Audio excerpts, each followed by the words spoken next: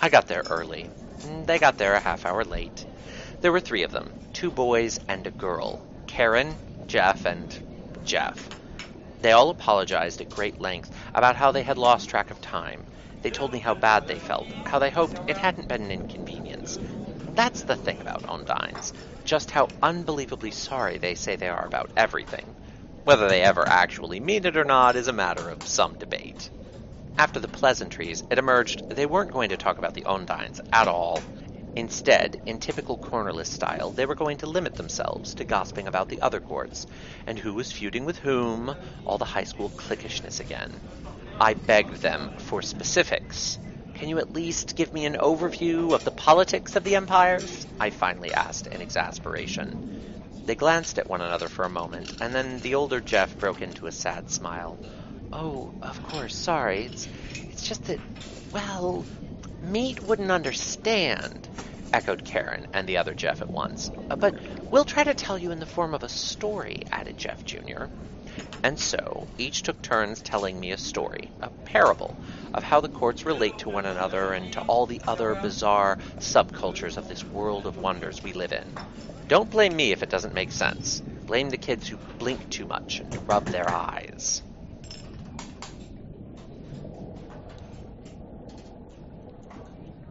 Welcome back to Walking Away from Arcadia. As always, I'm Simon, and my co-host Victor is here as well. And today we're going to talk about the Inanimae, the changelings nobody plays. Oh, it's sad but true. I love them so much, though. Yeah, But and to be fair, my game has had two Inanimae in it so far. I was one of them. I Yes. loved my anime. He was a delightful asshole, but it was Yes. fitting. Yes. Yeah, And they're just so alien, but alien in a Mhm. way that's interesting and fun and engaging, and I like that. We should probably start at the beginning with what are Inanimae and how are they different from typical changelings? Yeah, so the Inanimate are only barely changelings. They're like right on the edge of being true Fae. When the shattering happened and all of the Fae went diving for something to hide themselves in, all of the fairies that had deep relationships with humanity went through some variation of the changeling way and merged with humanity. And then there was this whole class of Fae that were super duper animist, and their relationships were with aspects of the natural world. I don't want to say elements. There are fire in anime, water in anime, earth in anime, wood in anime, and air in anime, as well as one final one that doesn't fit into this initial backstory description. There's also the story hook that there are several other kinds that haven't survived, or have survived in such small numbers that you might find one, here's a story hook, have fun with it, but there aren't enough of them for us to flesh out. And so these spirits bind with some manifestation of the element they're associated with. It could be a boulder, a mountain, a tree, even a forest. And that's the body they're connected with. That's what they curl up in and hide from banality inside of. Whereas meat changelings curl up inside a person. It's really interesting and really odd. Yeah, and the metaphor they chose to go with breaks down slightly when you're talking about larger geographic sorts of things. The mechanics for the air elementals in particular, who I always think of as sliffs, but they have a different name that I also don't know how to say. I But think it's Parosim, but I could be very wrong about that. the air elementals have the revive mechanic for them is different in Dark Ages Fae, and it's just when they're exposed to their element, they revive after being killed. And for the air elementals, that's easy. For like a lightning elemental, that is actually probably permanent character death when they die. And in Anime The Secret Way back to Dark Ages Fae and what they were in that, their metaphor or maybe the system breaks down when you're dealing with a large geographic feature like an entire air current or an entire mountain or an entire river as the anchor, because the anchor can be exposed to and harmed by banality, same as a changeling can be. And that gets really difficult to deal with really fast. Yeah, it does. And just to define terms a little bit, when I was talking about these fae curl up in some manifestation of the element they're associated with, that's what Simon's talking about when he says their anchor. Each inanime has a specific anchor that is kind of their actual real body that is stone or wood or whatever their element is. Right, and it also gets difficult to deal with the fire elementals. You could have an Ondine, a water elemental, whose anchor is this whirlpool that kind of always exists in the bend of a river, but doesn't always exist. Or with a fire elemental, a Solomon, their anchor could be a campfire ring, which doesn't always have a fire. It gets difficult. Yeah, when I first played the Inanimate, I had a really hard time wrapping my mind around the air elementals and what an anchor would be. And I read a bunch of different descriptions, and especially for gladeling Inanimate, and the Inanimate are broken up into two chords. They're gladelings that are connected to some form of their element that are untouched by humans, and then there are crafted or crofted Inanimate where their anchor has somehow been changed by humanity. You know, the wood has been changed, a tree that has been carefully pruned and controlled in a garden would be something that's crafted. A river that's been dammed up and redirected would be crafted. And I was like, how do you craft air? And eventually, when I got all the way into the Inanimate book, they talked about like the air that lives inside of a tuba or a saxophone, or, maybe the air in steam vents. But it was hard to wrap my mind around, and it just made the uncrafted air in anime make even less sense to me because I'm like, but the air is just air. But then it's like the breeze through a particular valley or in a particular forest. So it can be a little bit difficult to wrap your mind around exactly what the anchor is depending on the elemental. And that gets a little bit into the backstory for an anime. Again, unless the particular writer who wrote that section forgot about it or didn't know about it, is around a Prometheus sort of story where the fire elementals were fascinated with humanity, and the Inanimate backstory doesn't line up or really even address the Changeling meta plot at all, which is kind of interesting and kind of fun. But as sort of ancient gods, the fire elementals taught humans how to manipulate their environment because it would help them. And who could control fire? Mwahahaha, kind of a thing. And it sparked a war between the fire elementals and all of the other Inanimate who saw their anchors suddenly becoming crafted, which is an extinction level event for most Inanimate. And the elementals were more or less wiped out, and their realm in the dreaming was occupied by the earth elementals. And then the shattering happened, and almost all, if not all, of the Inanimate went inactive, because that's something they can do in order to hide from it, or possibly because they were traumatized by it. And they didn't start to wake up again, depending on which person wrote it, either just before the Shi resurgence, so around the turn of the 20th century, or at the same time as the Shi resurgence, or slightly after, kind of depending on who wrote that section of the book. The entire idea of the resurgence as it relates to the Inanimate is kind of weird and complicated because unlike the meat changelings, who are all really closely tied to humanity and culture, the Inanimae are elementals. And their realm in the dreaming, their realms, each type of Inanimae has their own kingdom, can be accessed from their anchor. You kind of dive into your anchor and it acts as a pathway into the dreaming, but it is a realm unto itself.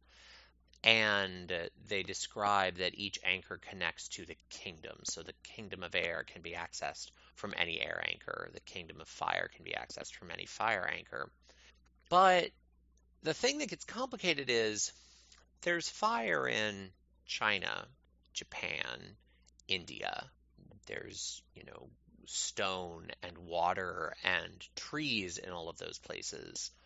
But when you get into the changeling plot, the whole resurgence thing is complicated and it doesn't happen the same way in all the different places. And the kingdoms and their stories are very centered around the European changeling timeline. But what does that mean? Like, are there no Inanimae in these other parts of the world? And if there are they connected to the same kingdoms? In which case, what was going on in these kingdoms while all the Western Inanimae were asleep? Because it's made very clear that the shattering and the wave of disbelief wasn't as strong in some parts of the world, which makes sense given what religious beliefs are in certain parts of the world. So there's this part of the Inanimae plot around the way they're globally connected to their part of the dreaming that is really hard to reconcile if you look much past America and Europe. Yes, and there are minor kingdoms. One of the ones I wish got more word count is the Empire of Flickers, which is distinct from the Fire Nation. They're more light than fire, and that ties into the conversation we had with Salih about the cultural connotations of the Jinn and how they're more an ephemeral inspiration sort of fire thing, but not actually fire. And all of that gets me wondering if the kingdoms maybe shouldn't be a little bit more local than Secret Way makes them out to be, and maybe some kingdoms are bigger in other places than they are here, or maybe absent entirely from here. Yeah, and that would make a certain amount of sense.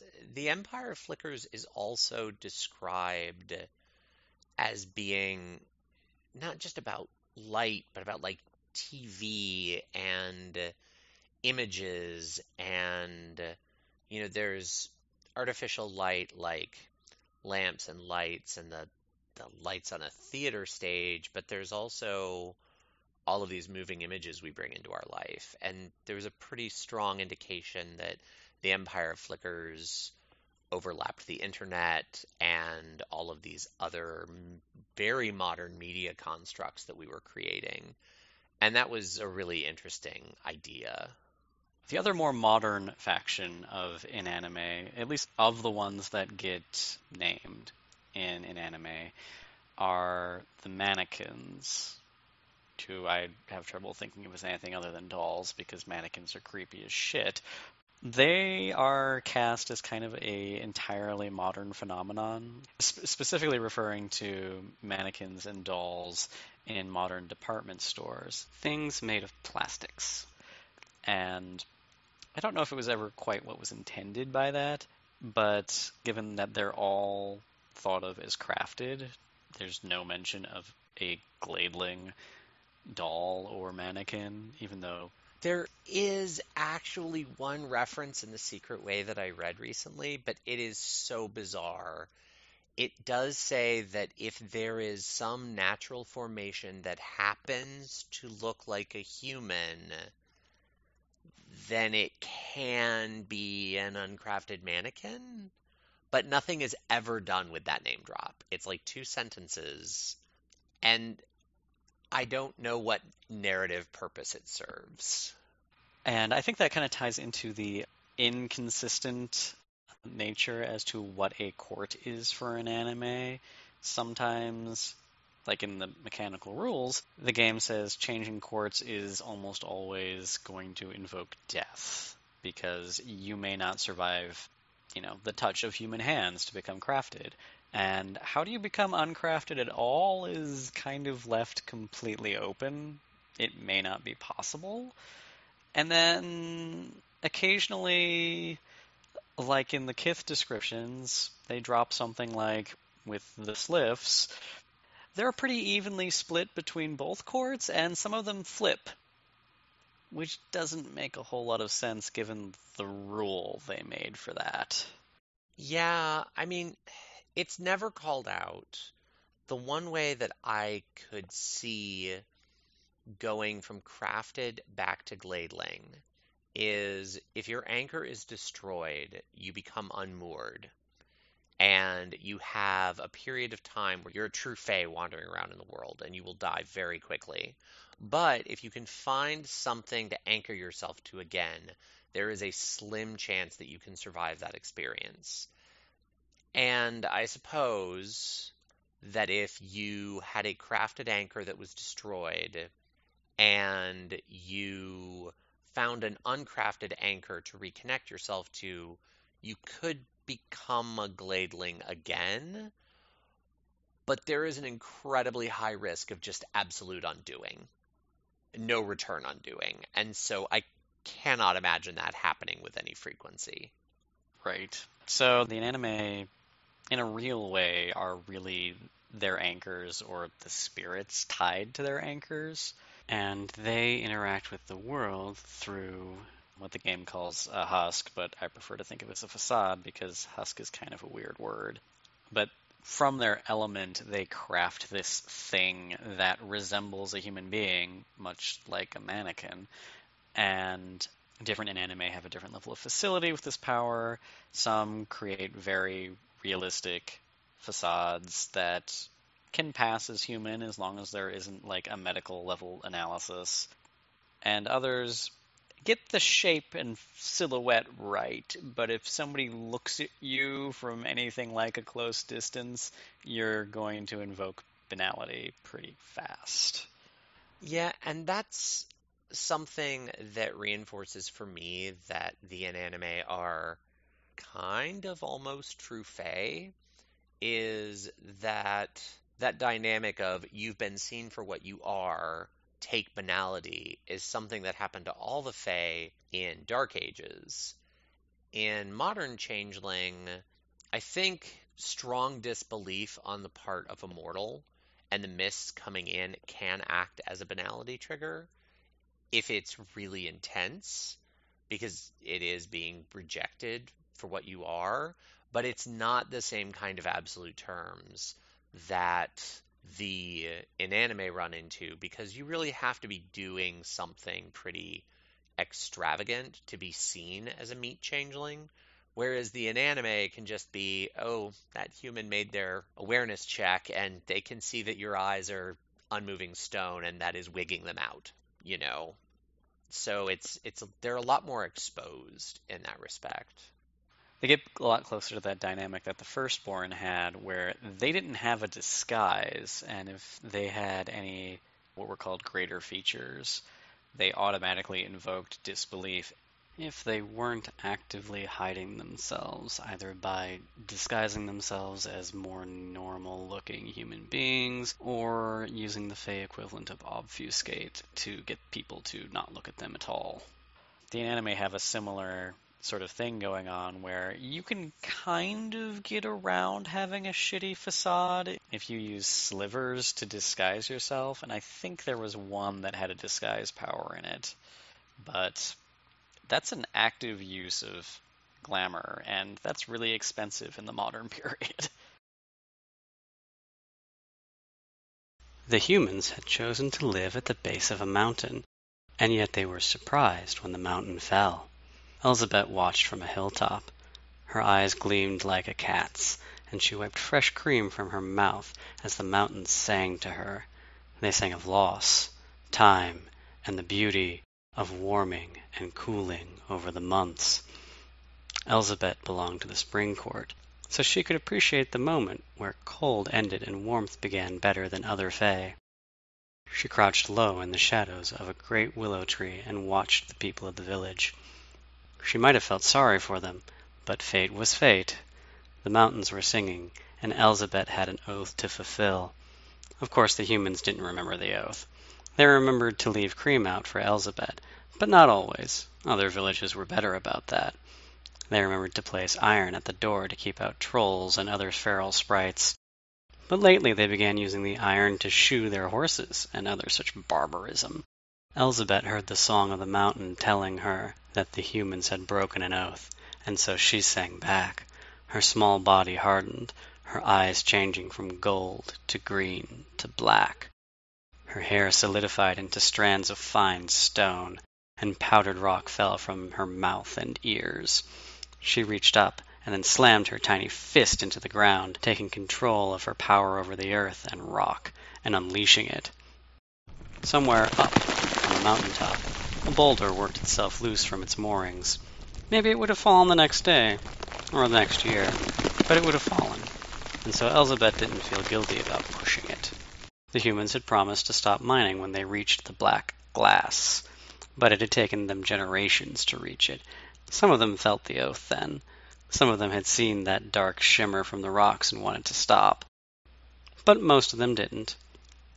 "Take what you will from the mountain," whispered Elzabeth into the night, "but leave my black glass there, for it is sacred as a lover's blood to me." Her lips grated together like stone on stone.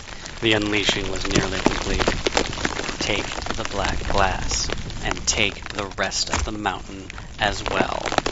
As the boulder crashed down the mountain toward the village, knocking loose hundreds of its smaller brothers on the way, it occurred to Elzabeth that maybe the humans simply hadn't understood the oath. No matter now, fate was fate.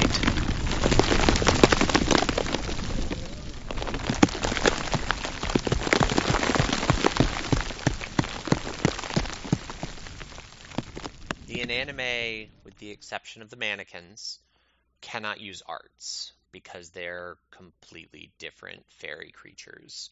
So in the original book, Inanimae, The Secret Way, they had kind of their own special arts and their own special realms. Simon has more experience with them than I do. I have to be honest, I started to read them and I did not particularly care for the systems. So yeah, I'll let Simon describe that in more detail. The Inanimae, not only do they have their own arts, they also have their own realms, which gets weird fast. Their realms are the easiest ones to describe because they're a little bit more concrete than everything else. And they have a favored realm, just like changelings do, generally. And their realms break down into the four-ish classical elements: earth, fire, air, water. And the mannequins get sort of a neutral element realm. They get spirit, so they don't have a weakness to their opposed realm because there isn't an opposed realm for spirit. But the other ones, they have a weakness to their opposed element, and it's more difficult for them to learn. They're also a bit redundant with the slivers, which can cause some confusion. The writers tried to make these elements encompass what some of the other realms did too, and that gets a little bit awkward fast because what element do you put actor or fae in? Nature?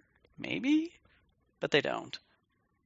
But they're pretty simple otherwise. The earth realm affects earth. Fire affects fire. The slivers, though, they get kind of strange. It took me a while to figure some of them out. Some of them are pretty solid, though.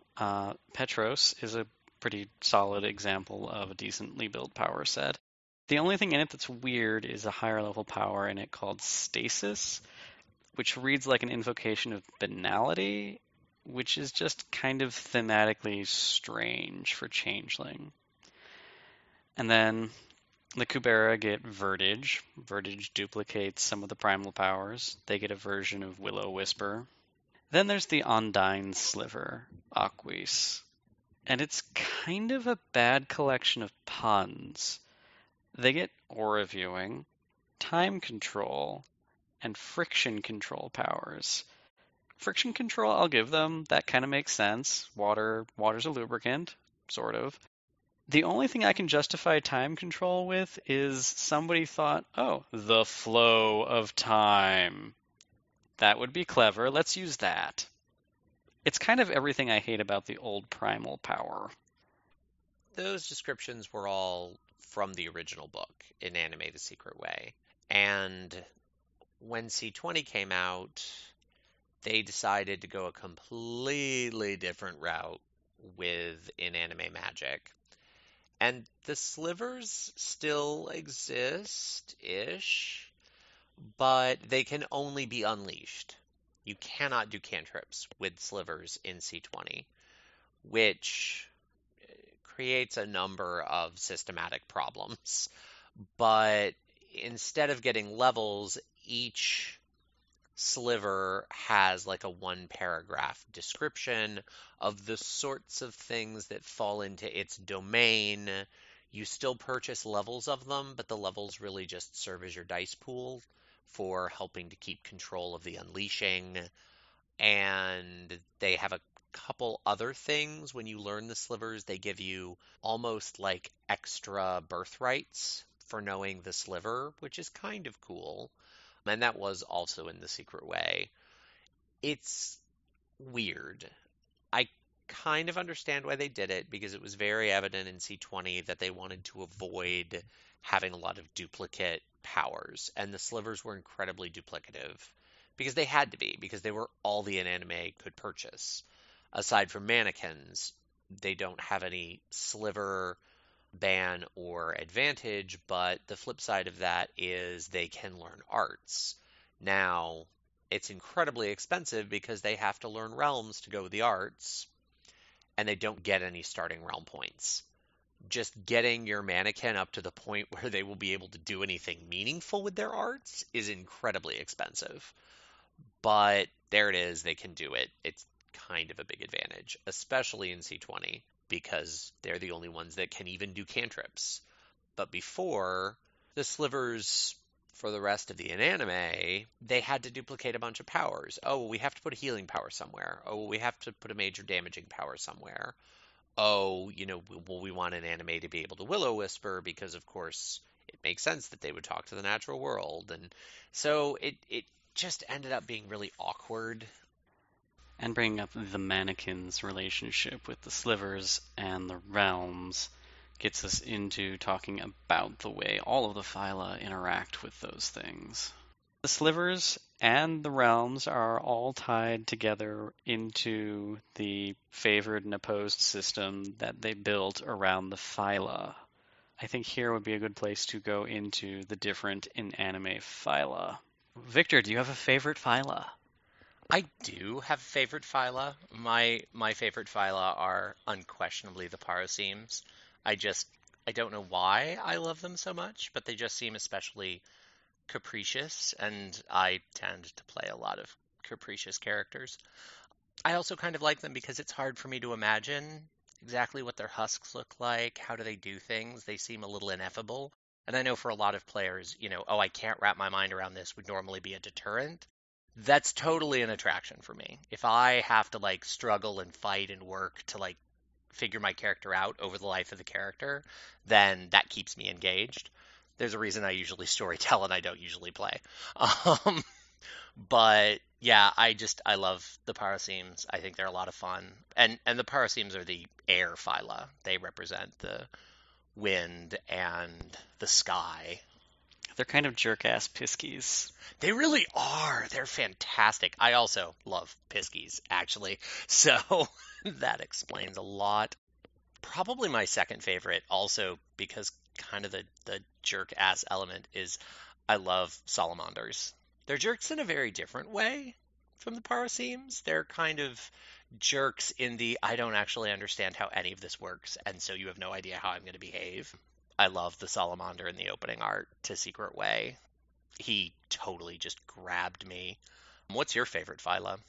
Well, I do really like the salamanders too, because they invoke the Prometheus myth, and kind of Loki too at the same time. They're like super inspirational, but it's completely a moral inspiration. They teach humans how to manipulate their environment, despite giving that power to humans having obvious and catastrophic effects on all of the other Inanimae. And they justify it to themselves by saying, oh, well, you know what? We're fire. Who can control fire?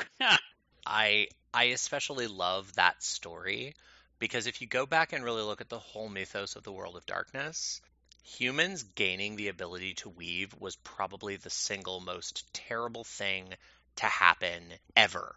I mean, of any sort. Everything that is wrong with the world of darkness kind of goes back to humans gaining the ability to weave. And I know, every game has its little creation myths, and oh, we're responsible for all the important stuff in the world, and so unreliable narrator, grain of salt. But I kind of love the idea that this forgotten little trapped, diminished group of fairies that no one remembers exists, that even most fairies don't know about or understand, are the root of every catastrophe in the world of darkness. Like that just satisfies me. Yeah, and getting back to the Chromeborn a little bit, there's a weird interlude story kind of in the middle of it that's not about any of the main characters. And the main bad guy is basically a Solomon. And it's this weird, crafted salamander that was stuck basically in a brass tube. And the brass tube got made into a flag. And it was one of the flags that led the Crusades, and one of the flags that led a bunch of Nazis through World War II, and this salamander ends up causing dozens and dozens of atrocities throughout time, and I just love that. It's such a good bad guy. I love that as well. They're great bad guys without actually being evil, and that's hard to come by in the world of darkness, actually. I actually also really, really enjoy the Gloams because they're ostensibly the bad guys in Inanimae, at least as far as the Gladelings are concerned internally, because they're occupying the Salamander's kingdom in the Dreaming.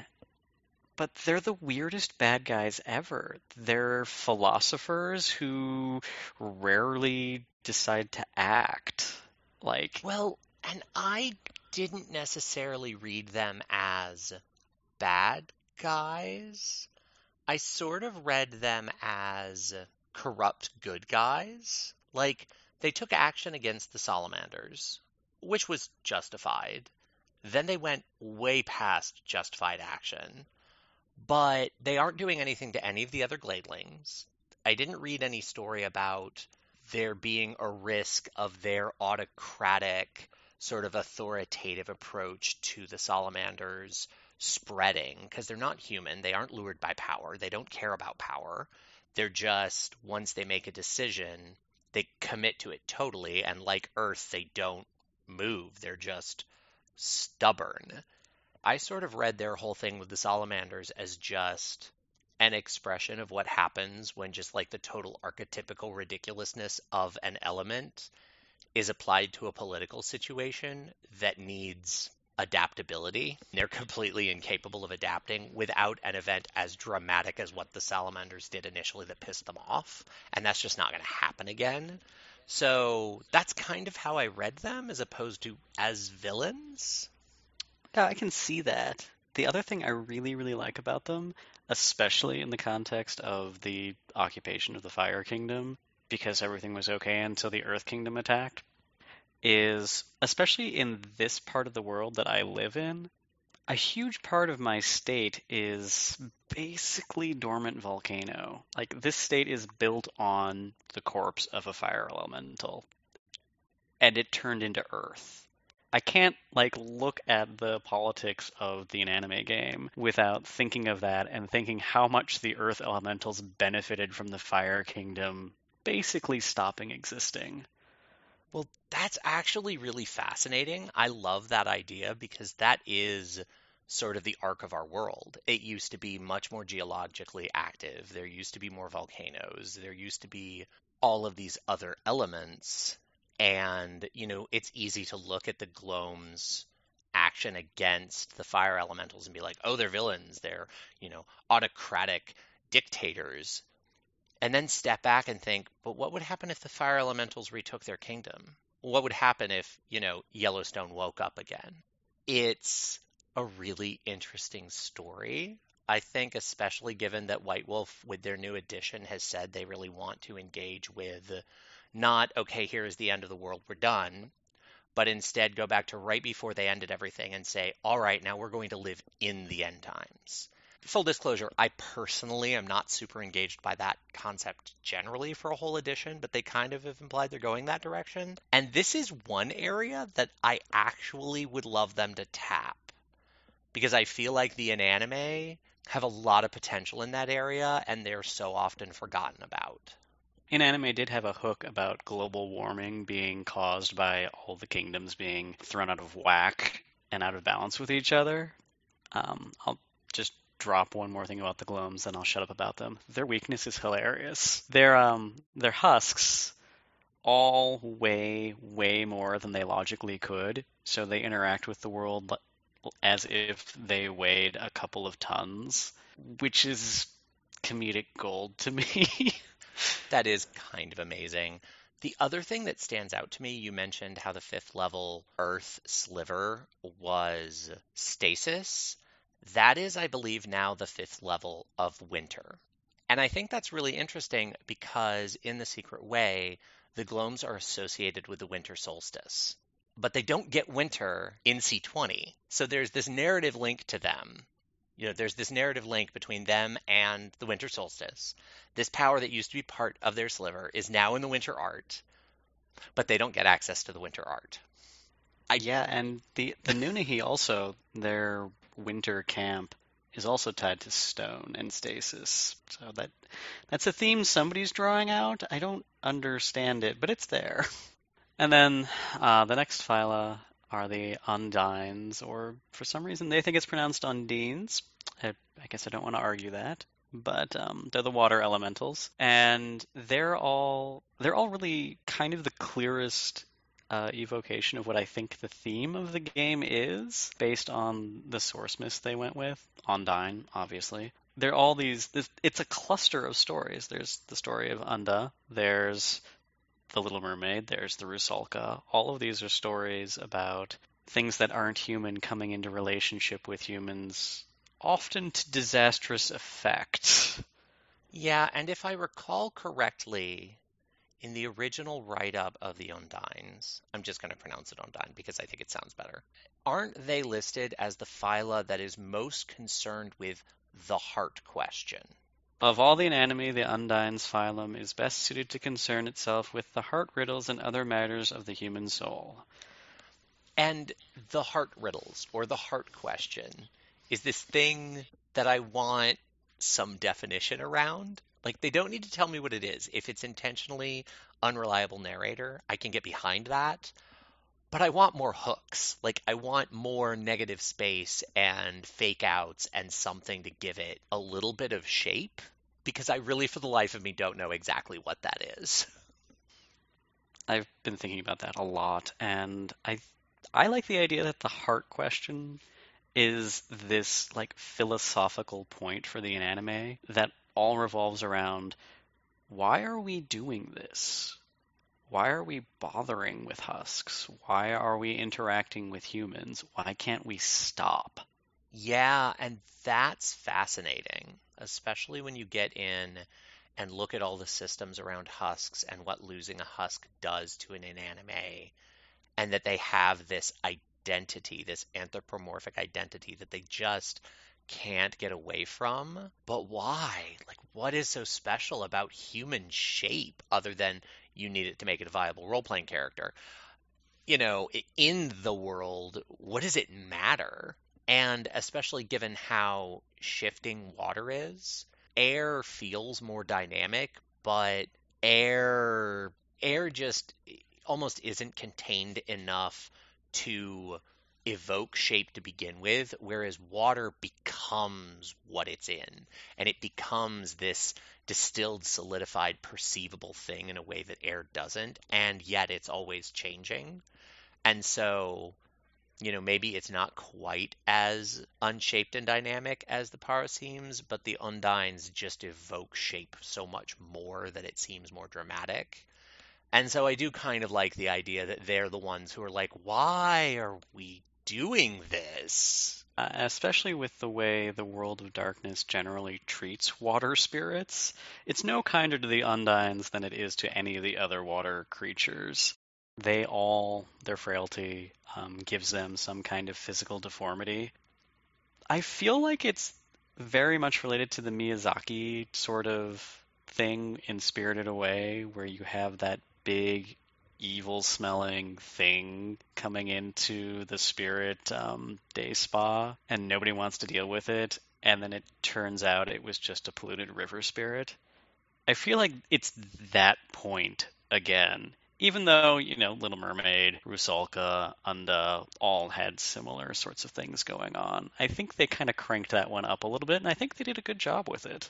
I agree. And something that has always stood out to me about the relationship between the Inanimae and meat changelings is there are meat changelings that sort of evoke Inanimae. The rock giants sort of evoke Gloams. The Gillidu sort of evoke Kubera. But there are so many groups that could be Undine. There are at least two Nunhi groups. Arguably, all of the Menehune should have that sort of affiliation with water if you know anything about Polynesian culture. There are the Selkies, there are the Mer, there are the River Hags. The list goes on and on and on. And so, if you want to explore that, if you want to start asking questions like, did some meat changelings make oaths with Undines? Did perhaps a set of Undines find out, or a set of Inanimae find out how to change anchors and anchored in meat at some point? And if that did happen, why were the Undines so good at it? They're really a phyla that suits those hooks very nicely. And you mentioned the Kubera, which are an interesting case, at least to me, because all of the other phyla have maybe a little bit obscure, but Western names. The Kuberas invoke an Indian deity, if I remember right, rather than going with a simpler dryad. The Kubera do invoke a god of wealth, which kind of lines up with, spring and wood. The Kubera are dryads. Kubera or Kuvera, also spelled Kuber, he's the lord of wealth and the god king of the semi-divine Yakshas in Hindu mythology. The interesting thing about the Yaksha, and I only discovered them when I was looking up Kubera to find out, what the root myth for this phyla was, the Yaksha are kind of fairies in Hinduism. They are, sometimes they are sort of sinister or connected with sinister myths, but a lot of times they're nature fairies associated with woods and mountains.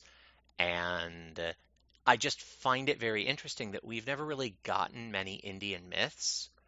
The Ishu are sort of listed as covering India, even though the closest thing you could get is that they wander and the Romani came out of India and the Romani wander, but the Ishu aren't connected with the Romani, so drawing a blank there. And there's this whole fairy, I'm going to say pantheon, even though fairies aren't pantheonic, for lack of a better term, group of myths that could be invoked. And so the fact that they pull Kubera for dryads is interesting to me, that they draw this connection with a group that would make an amazing family of changeling kiths and fill out a big hole. But that's not, the Yaksha aren't dryads, and he's a god of wealth, which is kind of tied to nature in a lot of supernatural, a lot of magical systems and a lot of mythologies, but it's not a strong, obvious corollary.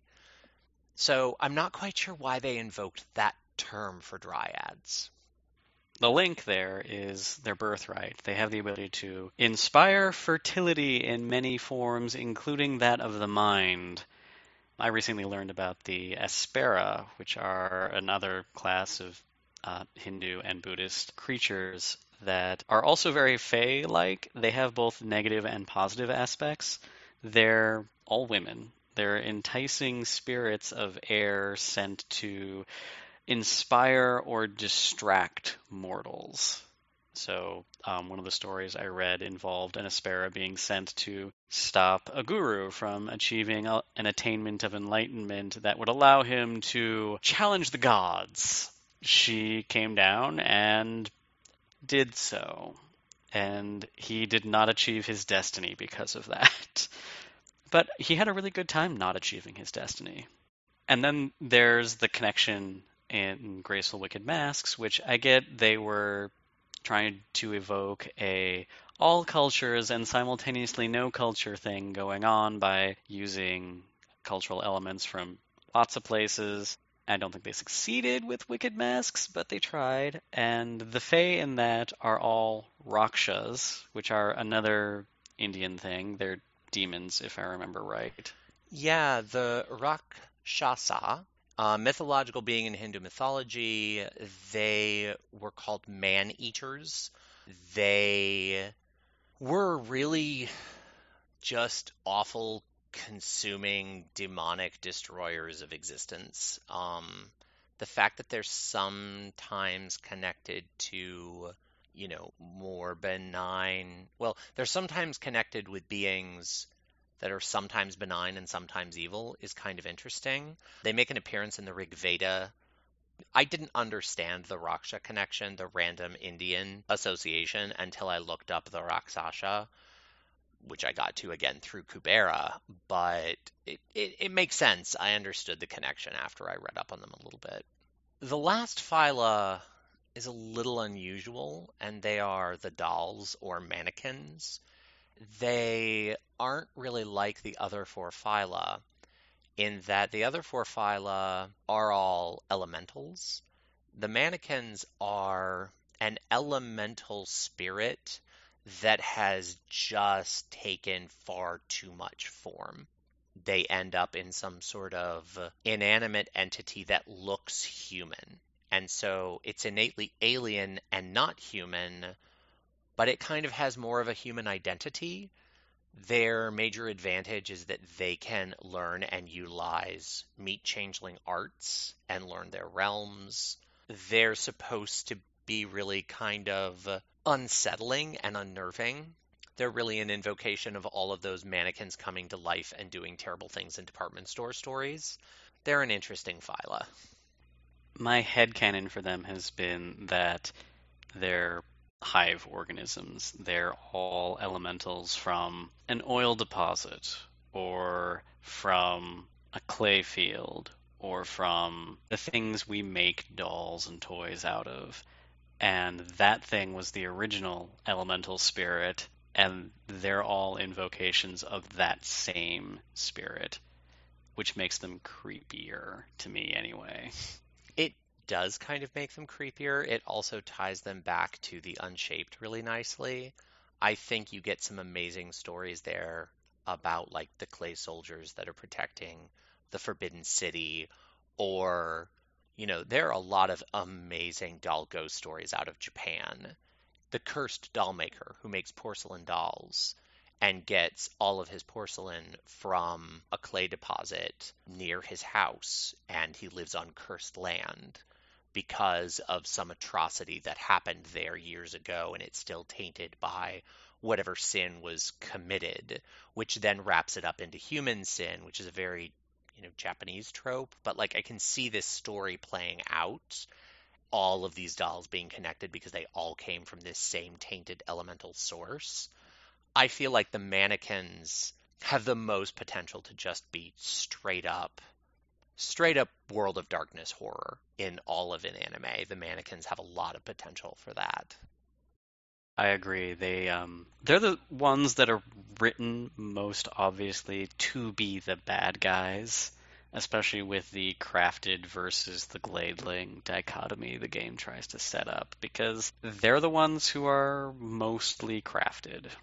They are, and I don't know how common this is, but someone was asking on one of the World of Darkness groups on Facebook about the sort of supernaturals that would be in South America because they were going to do some narrative stuff with it. And lots of people were making suggestions, and I pointed out, you'd have just as many in anime there as you'd have anywhere else because Inanimae are everywhere. And, he made some comment about you might find a bunch of, non-crafted gladeling, whatever. There probably wouldn't be a lot of crafted mannequins. And that was what he said. There wouldn't be a lot of crafted mannequins. And aside from the fact that that erases several multi-million citizen cities in South America, I had an exchange with him about that whole thing. It struck me as really odd that the line he drew was between Gladling and Mannequin, as opposed to between Gladling and Crafted, and then Mannequin being a third farther extreme, which is what's in the book. And I wasn't quite sure why he approached it that way. I haven't run into that other times, but I also honestly don't run into many people that know much about the Inanimae. The other problem with the Unleashing in C20 is it's phenomenally, terribly expensive. Unleashing costs 2 glamour, and you take a nightmare. And normally, for everyone except the Inanimae, every time you unleash, you call on the weird. If you unleash successfully, you call on the weird for a number of minutes equal to your successes. If you lose control of your unleashing, you call on the weird for the rest of the scene. For the Inanimae, it explicitly says that unless you actively, explicitly call on the weird, everything you unleash with the slivers is chimerical. Everything. So you're spending 2 glamour, you're taking a nightmare point, and you don't get to impact the real world. If you want to impact the real world, you first have to spend a glamour and spend a willpower to call in the weird, then spend the 2 glamour for the unleashing, and take the nightmare point. Yay, you get to impact the real world now. Being an Inanimae in C20 is just back-breakingly expensive. And jumping back just a little bit, even in the original version, in the Secret Way, I think a big part of the issue was that they had multiple writers and there wasn't a strong unifying editing focus to give anybody guidance when they were writing, because the Willow Whisper duplicate power, okay, you want them to be able to talk to the natural world, that makes sense. They literally do that by default. The Inanimae have their own language, which is imperceptible to Meat because it is the sounds of the natural world. They should, by default, be able to talk to trees, rivers, whatever. So having that power is just, again, duplicative, but it's duplicative in a way that exists probably because writer A and writer B never had a meeting together. I suspect that that is probably very true. There are some other things that kind of crept into the Secret Way that fell into that category. There's a lot of stuff in the Secret Way that I love, and it occasionally will contradict other things that I love on their own, but the two things just don't go together. There's this whole thing about the Inanimae being fascinated with humanity, but at the same time they age and die very quickly. They kind of age and die very quickly. Their husks basically wear out, and then they have to build new ones. But a new husk looks very young, and a worn out husk looks very old. But then, one page over, it will say, oh, well, the seaming of your husk doesn't actually impact how it looks. It's just how close it is to dying. And it's, and so, well, is the aging dynamic they're describing here really happening? And is that going to make it more obvious to a human who knows me that I'm a natural, thereby causing banality, which is not a dynamic they ever call out? But if the aging progression in the seeming descriptions is what's happening, it would be a problem. But then 2 pages over, it said you can ignore the relationship between how close your husk is to being worn out and an age description. There's a lot of that in the book. And if there had been a clearer vision from the beginning, it's not like any one description is problematic. They're all kind of interesting and invoke certain types of stories. It's that they're all there together. Right. We've had a lot of conversations recently about the things we loved, and just between the two of us, we came away from reading most, if not all, of this book with some very different ideas about how Inanimae worked as player characters and as NPCs, and how their husks worked, and how slivers could work if they were written better. And it was a weird experience for me talking about this stuff with you, because it's kind of I didn't read this book that long ago, did I? Well, and what started a lot of those conversations were, we read C20, and there were several rules in C20 that you were not a big fan of and related to the Inanimae. And then I went back and I'd read the flavor section of the Inanimae book a while ago, but in preparation for this episode and for Chronicle I'm getting ready to run, I dove into the crunch section. And a lot of the rules that I think you had forgotten because you've been using the Dark Ages rules for so long now, they weren't new to C20.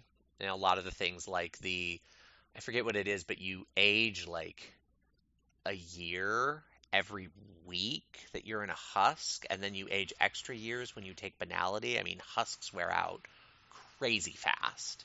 It's 3 years for a temporary point of banality. Yeah, 3 years for a temporary point of banality, or a year per week the husk exists. I think it is. I think it's both of them. And I remember you read that in C20, and it's like, oh my God, if you actually have a human that you're interested in and engage with, and you don't see them for a few weeks, and a couple banality triggers happen, you come back, you look a decade older, they see you, oh, have another banality trigger, and age 3 years in front of their eyes. I mean, it's a never-ending cycle of disbelief. And, and I thought that does seem a little weird.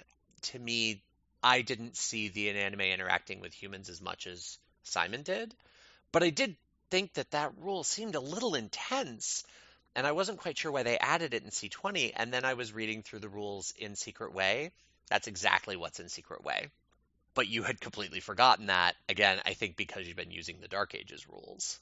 It's a Right, and strange Dark Ages, approach. they don't age at all because they're free-floating true fae. And in our game, I rewrote a bunch of that because they shouldn't be that after the shattering. But the thing I rewrote most of the facade rules off of was the description of the husk background in Secret Way, which is at odds with a bunch of the rest of the book. Yeah, it really is. Well, and there are other rules that are kind of odd, like in the life cycle description of the Inanimae, they talk about how they go into this state called somnolence, and somnolence is basically death for an Inanimae. Death, sort of the way you have death for a changeling soul, that period between incarnations. It's a deep sleep where they dive into their anchor and they're inactive for years and years and years at a time. And by and large, the vast, vast, vast majority of the Inanimae went into somnolence when the shattering happened. They were just shocked into this long, inactive state. And it wasn't until the resurgence, big air quotes around that, because was it the she coming back? Was it something specific to the Inanimae? It depends on what part of the book you read. In one area, it's like they have their own mini resurgence. In another area, it's just, well, they started coming back a couple years early, but it was because the glamour was building. It really just depends on the framing. But they came back because of all the glamour coming back into the world, whether it was unique to them or the moon landing, however you want to take that. And then the somnolence rules are for after that long somnolence. If you sort of die, you get so much banality, you go back into your anchor and you can purge it, which makes sense if you think about meat changelings reincarnating. You age, you become a grump, you become undone, you die, you're reborn into a child, your banality's lower. Yay. Except the way the rules are written are you go back into your anchor, and okay, your banality's higher than your glamour. It will go down, I think it's like one every so many years until your banality is too lower than your glamour, and then you wake back up. Which does two things. One, the higher your glamour, the less banality you can get rid of, which makes no sense. And two, you just wake up when it hits this benchmark, even though what's described in all the narrative is similar to a normal changeling chrysalis. There has to be some burst of glamour, the resurgence, someone being inspired next to your anchor, particularly strong fey magic happening near your anchor. There's some trigger that causes you to pop back up and become active again. And, the other thing that struck me, and I wrote up some alternate rules for this that made more sense, in my head anyway, But when I was done, I looked at them and I went, this is the equivalent of a changeling dying. This is their reincarnation path. Why are there rules for this? Like, it should be you come back when it makes sense for the story. Because literally, it's described in terms of years and decades. That's not something that's going to happen in a normal chronicle context. Now, there are chronicles that will go multi-generation. Oh, we want to play through multiple lifetimes of the same Fey soul, and that's valid. And I would have loved a write-up for, hey, if you want to have the same Inanimae soul through multiple solemnances, and here's how remembrance is a little different for them, but it's still a problem. They still lose memory when they go through this process, just less than meat changelings. Here's how you would approach that and make narrative recommendations instead of introducing a dice system that you're probably never going to use with a single character. It was unusual both that it was written into the original book and that they preserved it in C20. In our game, which has a lot of golden ruling going on around the Inanimae that I didn't realize was golden ruling until we started talking about this. But in our game, I ended up rewriting Remembrance specifically for the Inanimae because I had completely forgotten about somnolence and all of that, and had been running off, well, okay, sure, why do they have a completely unbroken memory going back to the Mythic Age? That's weird. I need to figure out what makes them die so that they can reincarnate. And in our game, we ended up using any traumatic disjunction from the facade as their death. So whenever you experience critical damage to the facade and it breaks, so through violence, and then for an anime, their mien is called a dream form, and your dream form is slammed back into your anchor, that triggers remembrance for your next husk. So your next husk gets built, and then you pop out of your anchor again, and you have to roll remembrance to remember things about what your last husk was doing, which is a little bit more brutal than the way somnolence works. That's completely fair. but you also get back in the action faster. So I think that's kind of a fair trade-off. Yeah, and I mean, you're also doing that sort of multi-generation long winter interregnum story, and the Inanimae are such mayflies in the rules that I don't know that the core rules for the Inanimae would work really well for the scale of the story you're telling.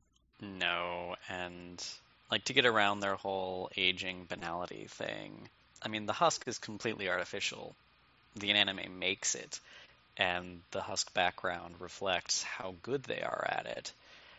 In Dark Ages Fae, an Inanimae could disguise themselves as a human being, and for them it was an activity based around their weaving ability. You built your disguise. It was a function of using your human-like mind to create something that other human-like minds would perceive and think of as human.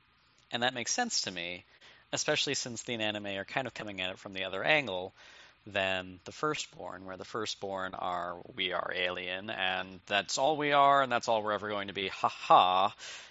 They have to use magic to hide themselves. The Inanimae use their understanding of humans to hide themselves. And even in modern Inanimae settings, when they enter their anchor voluntarily, like if they're going into their kingdom, they break down their husk and they enter their dream form in order to go into the anchor. You can't take your husk into the anchor with you. And even the husk for them is a little bit too much like meat, which they find kind of gross. It's a condescension they make to interact with the real world. They look at meat changelings as being very strange and probably perverse for wrapping themselves up in flesh. If you're going with the Cathane version of history, why would you take this glorious form you've been gifted by the Tuatha and change it? In Dark Ages Fae, when the Inanimae enter their anchor, which very few of them have in that period, but when they enter Fairyland, they have to break down their husk again. So they use their mist score to reflect that, where they use their weaving score to reflect their disguise. The firstborn are the other way around. They use their mist score to reflect their disguise, and their weaving score to bring themselves back into tune with fairyland. So the whole thing is really messy, although I think a little bit less messy than the way it worked out in Secret Way. Yeah, Secret Way is full of just really great ideas. I love the opening fiction. I love the psychology, and I actually really love Inanimae politics. Like, I could dig in an anime political game. Like, I read their political situation and the puppet salamander that the Gloams had propped up and put in charge of their kingdom, and the dynamics there, and the outcast other, salamanders. And I'm like, man, the Ventru can eat their heart out. This is brutal. It's beautiful, and it's so slow boil. Yeah, it really is. The other thing that, is worth talking about a little bit, because it kind of gets into some of what we were talking about earlier with the global weirdness, is the relationship the Inanimae have to meet changelings. The Secret Way talks a fair bit about the relationship that the Inanimae have with the Kithane, and it's described that they have envoys from their kingdoms to the Kithane and their relationships, and, we're all from the dreaming together, at least in the Secret Way, and I think maybe in C20, you take your legacies from the standard Kithane legacies, and there's a whole relationship there. Except again, elements are everywhere. And the Inanimae in North America should have a relationship with the Nunnehi. The whole weird relationship with the Hissien and the Changelings are like, oh, we don't know what this dreaming thing is. We're not really Fae. Except the Inanimae are completely wrapped up in the dreaming. And are there no elements in Asia now? I mean, it's weird. But the other thing that it does is it sort of brings up the question of, well, okay, so beyond just the oddness of these places, what do you do in a game with Nunnehi and Kithane? What is the relationship between the Inanimae and the Nunnehi when the Kithane are still there? So what's the relationship between the Gloams and the Rock Giants, or the Undine and the Water Babies, or the other sort of water Nunnehi? There's kind of a corollary there. There's some sort of implication, although I don't think it's intentional, that there's a relationship. The other strong connection is that, by and large, the Inanimae gather glamour the same way the Nunnehi gather their version of glamour medicine. They gather it from the earth. Now, with the Nunnehi, it's broader. They gather it from untouched land. With the Inanimae, they gather it from their element. So, a salamand couldn't gather from a river, and, an Undine couldn't gather from a breezy day, but they gather it from their own element. I don't know, Simon, you've done more actual play with the Inanimae. How have you found that's played out in your games?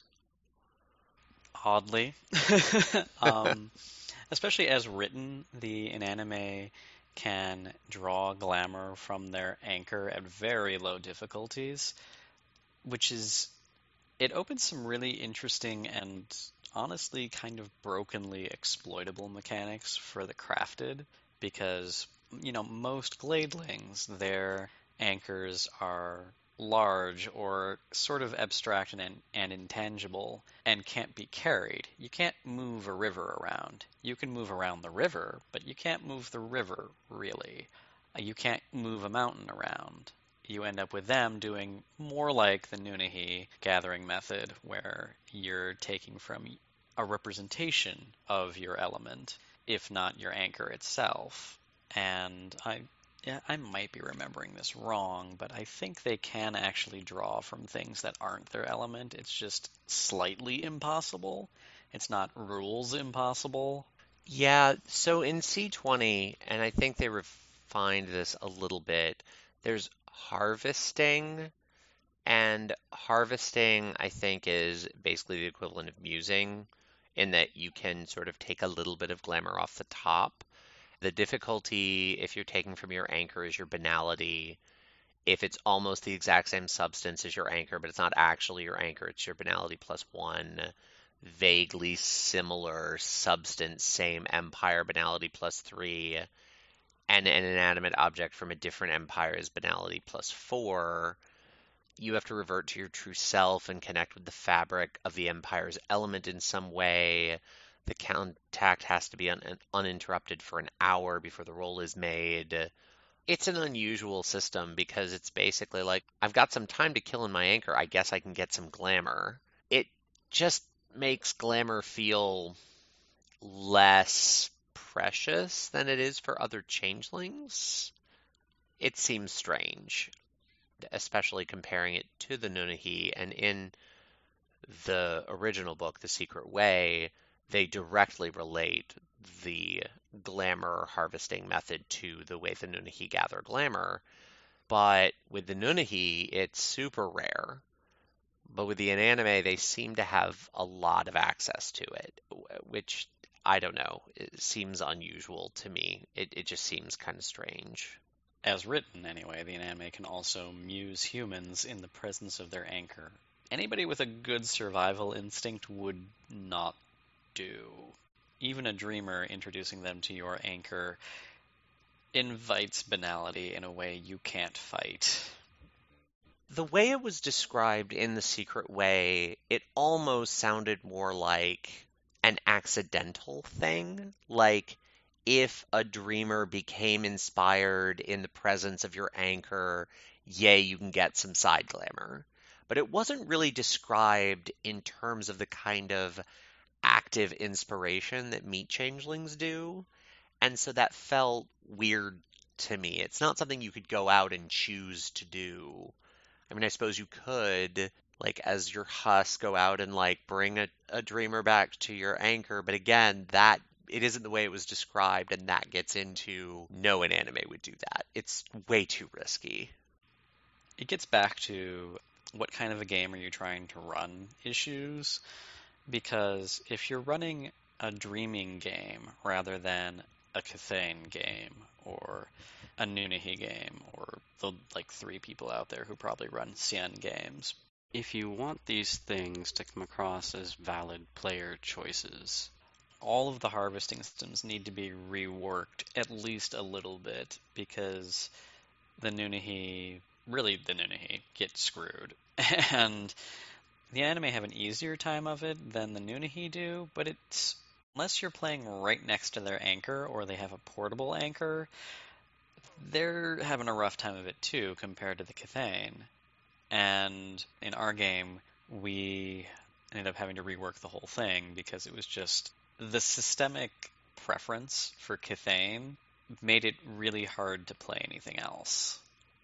Yeah, and that gets into something that was actually exacerbated in C20 with the Inanimae, and that is the why would you choose to play these Fae? I mean, with the rapid dying cycles and everything else that's going on in The Secret Way, the Inanimae feel kind of alien and different. But I could sort of imagine playing one. I really loved playing the Parosime in your Chronicle, but that was sort of using the modified Dark Ages Fae rules.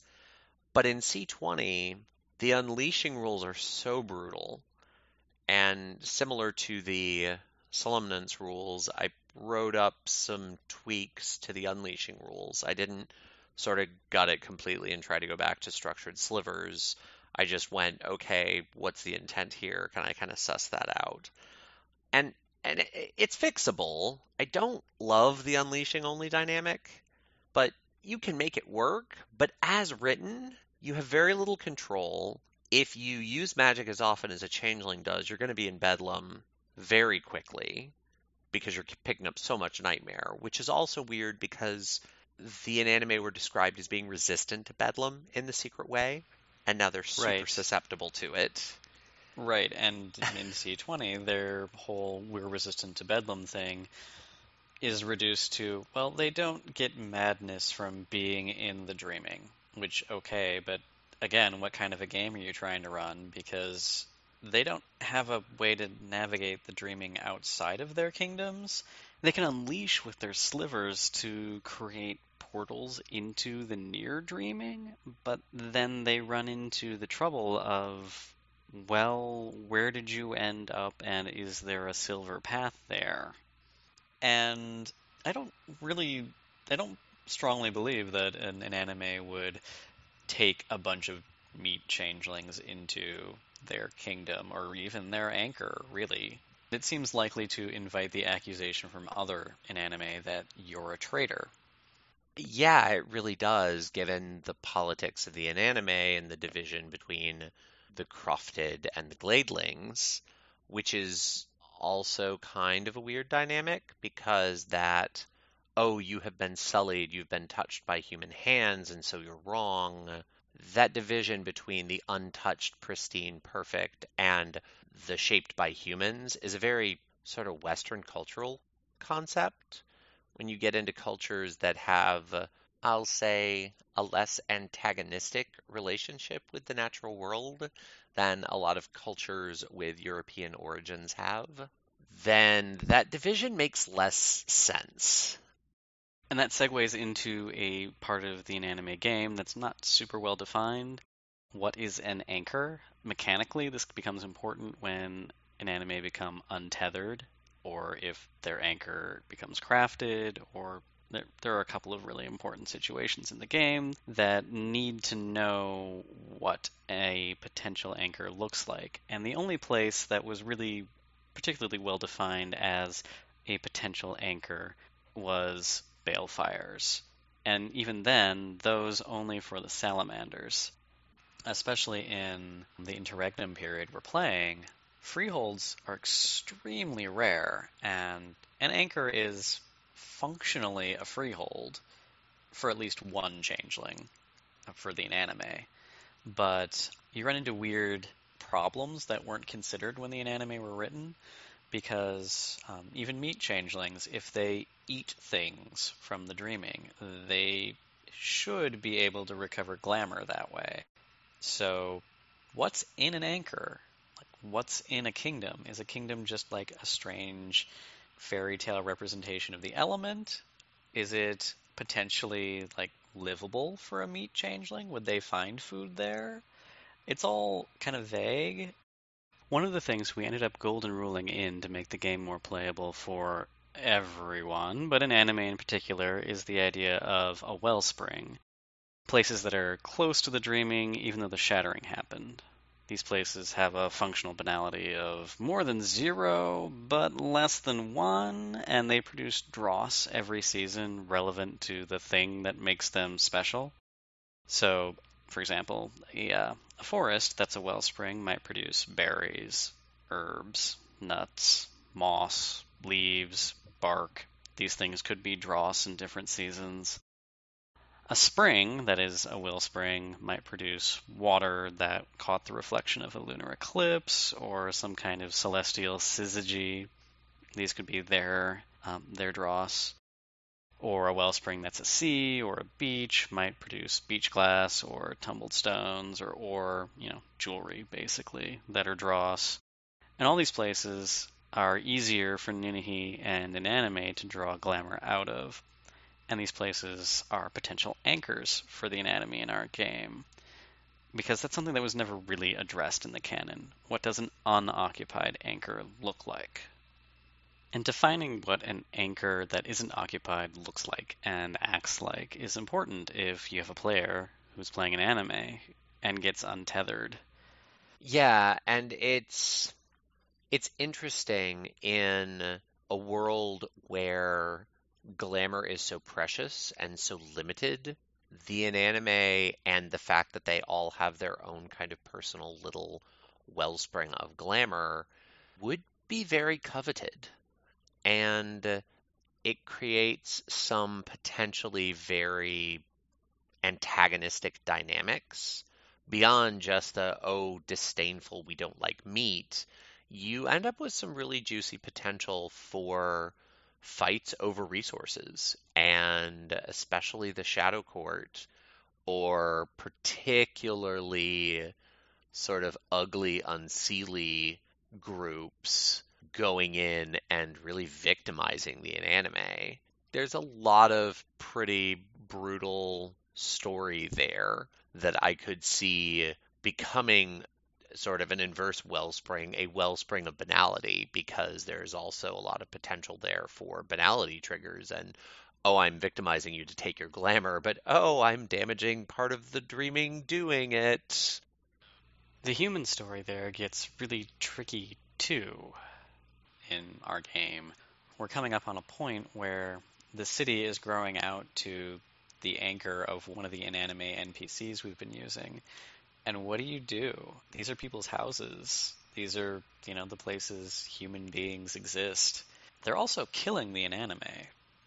I mean, and that's really the thrust of their story in the modern setting. I mean, that's a lot of what is discussed and framed in their book are those sorts of conundrums, especially now that in C20, Knockers and some of these other more modern dreams, they could be part of that dream of conquest, the dream of, as ridiculous as this is, suburban living and expanding the city and development and growth.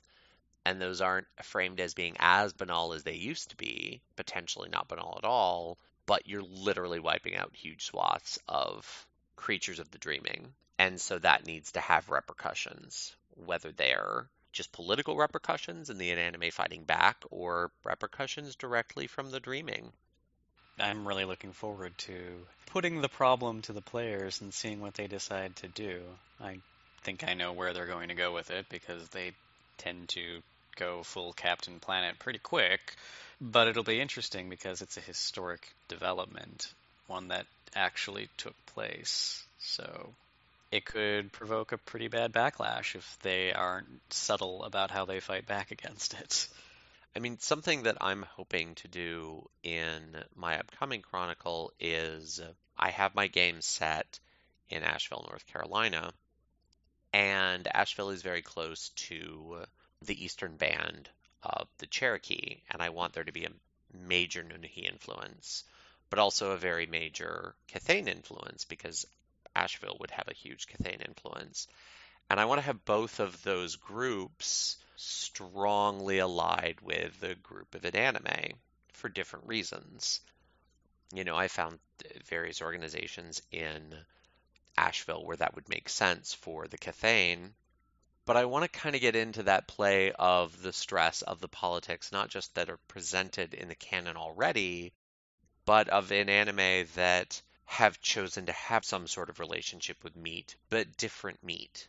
And maybe they don't have the same legacies. And what does that mean? I think that that'll almost all be crafted. I don't want to get into that with Gladelings, but for the Inanimae that are touched by humans in, the secret way, they're presented as all kind of being on the same page. Well, nobody having anything to do with humans is going to be on the same page with anything else that has anything to do with humans. And I want to kind of see how that'll play out. Yeah, my personal headcanon for how the Inanimae have been working in our stories have been that they're closer to what the Fae were for Dark Ages Fae. Like, the Anchor really is the home of the spirit that is the Inanimae, but that each different Anchor produces different personalities that take form in the real world through facades, and these personalities don't have to all be on the same page with each other, because anybody who has had ambivalence towards anything knows what it feels like to be able to see the benefits or the negatives of the same actions. Another thing that I'm hoping we get to at some point in the near future, before this particular Inanimae NPC probably ends up dying, is this NPC is a colony organism. It's a birch colony, which is a thing that exists and is super fascinating. But that's the sort of organism that could survive having part of itself harvested. I'm really interested in doing a little bit of a subplot involving a successful crafting of only part of it that produces another Inanimae that is crafted, while the previous Gladeling still exists, and there's a potential for them to meet each other. That is super interesting, and it also gets into something I've thought a lot about to go even farther back than Dark Ages Fae. The Inanimae are kind of true Fae, but they kind of remind me of the Unshaped. If you think about the kingdoms and the fact that every anchor leads back to the kingdom, everything is an extension of the element. All Inanimae are an extension of their element. They kind of operate like Unshaped, where they're each an emanation of the kingdom. It makes the implications of the Solomon's kingdom really messy, to say the least, but the model mostly works. Part of what I think it evokes for me is in Graceful Wicked Masks, they talk about the situation where a single unshaped can have multiple emanations and they don't have to agree with each other. Where two or three emanations can love and be obsessed with humans and creation, and two or three emanations can basically be members of the Valorian Crusade. And they're still part of the same entity. They just represent that entity's divided nature and his indecision, its indecision about this issue. And so it's various thoughts that are in conflict manifest as personalities.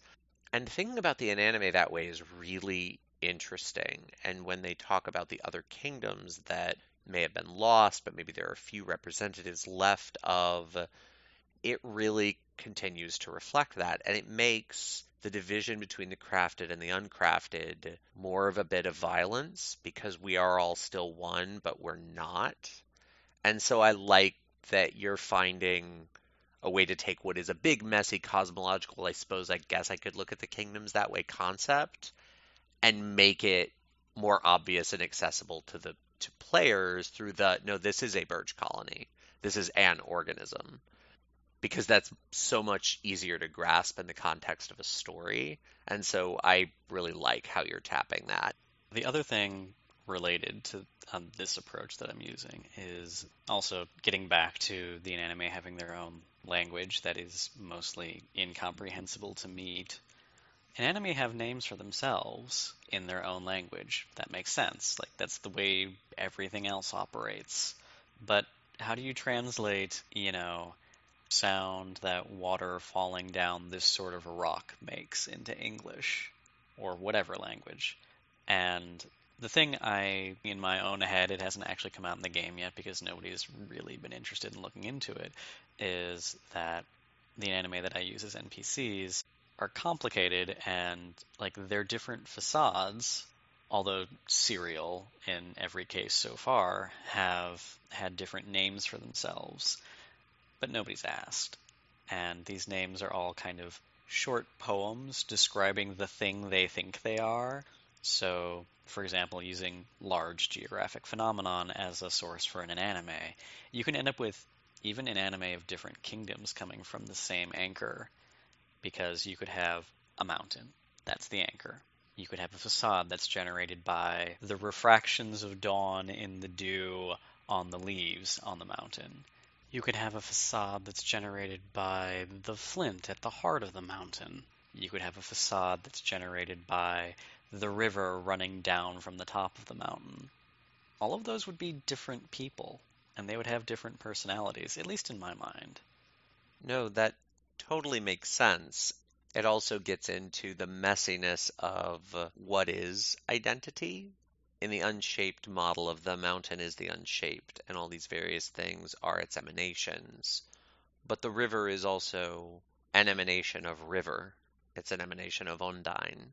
It's both of those things, which is, on one hand, maybe a little more mage territory. It's a little more heady, esoteric weirdness than a lot of Changeling players tend to want to get.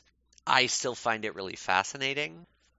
Part of what I like about the Fae is their ineffableness, and I like those moments where just for a moment that ineffableness kind of almost comes into focus, and you're like, oh no, but that makes my head hurt. And I feel like this is a great territory for that, where, kind of like the really old fairy tales, the the fairy tales that aren't like Brothers Grimm, but are like from the era where people worshipped the Fae as animist deities. It's like on one hand, we don't understand them and they're ineffable and they're dangerous, but we worship them and sometimes they're nice to us. But really, all of that is because we don't understand the world and we're terrified of it. And they're not alien any more than a lightning strike is alien, any more than death is alien. They're not alien at all. They're intimate. We live with them always, but we're afraid of them. They're not malevolent. We're just afraid of them because they are these things we're afraid of. And I Yep. love that space. Yeah, they're not malevolent, they're indifferent at best. Yeah, exactly. Which Right. indifferent is still dangerous. Extremely.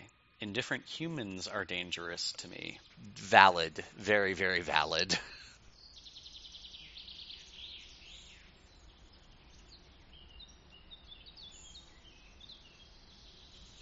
Salutations, he breathed. I am Susura. He flashed his eyes in the tree lady's direction and then smiled with jaunty pleasure as she blushed again. In his mortalesque form he wore a flowing white poet shirt over loose-fitting jeans, dappled as if stained by bleaching. His flaxen hair whipped against his pale cheeks and waved around sky-blue eyes. Karen stood and dipped a noble curtsy to the breeze. "How do you do?" she replied as taught, and shared her most becoming smile. "My name is Karenae. I'm a she, a lady of House Fiona, but I'm a childing, so I can't tell you what to do yet." The innocent honesty in her tone indicated clearly that she meant no insult, so none was taken. Karen looked at her friend and gently pushed back a shock of leaves that had fallen forward to hide the renewed blush.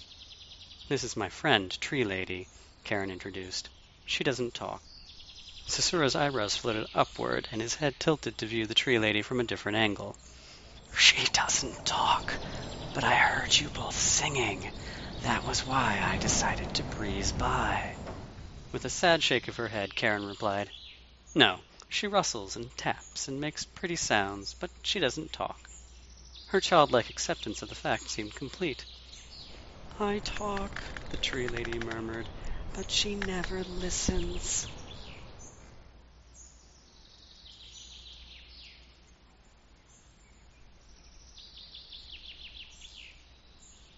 Those are most of our feelings on the Inanimae. Simon and I have had several twisting conversations, and we may end up pulling in a couple other ideas we have into later episodes, but just the core of what are these strange alien elemental creatures, and what are some of the rules dynamics and plot points and ways that you can use them. Those are really most of what we end up talking about when we talk about the Inanimae, and I really hope that it's been useful and that you are able to glean some potential for your games out of this. Thank you very much for listening, and for both Simon and myself, I hope you come back and listen to the next episode of Walking Away from Arcadia.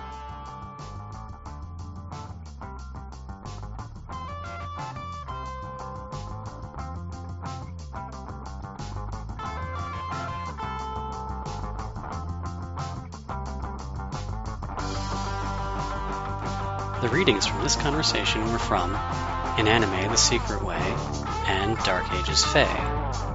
The music from this episode was LSD by Mon Plaisir.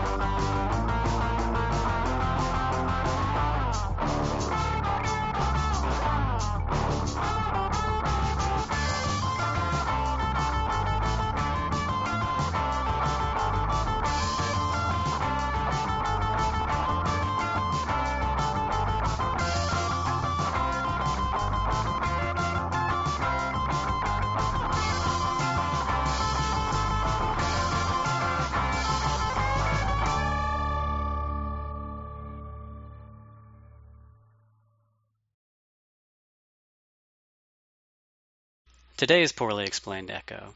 If a tree falls in the woods and no one is there to hear it, is it still a banality trigger?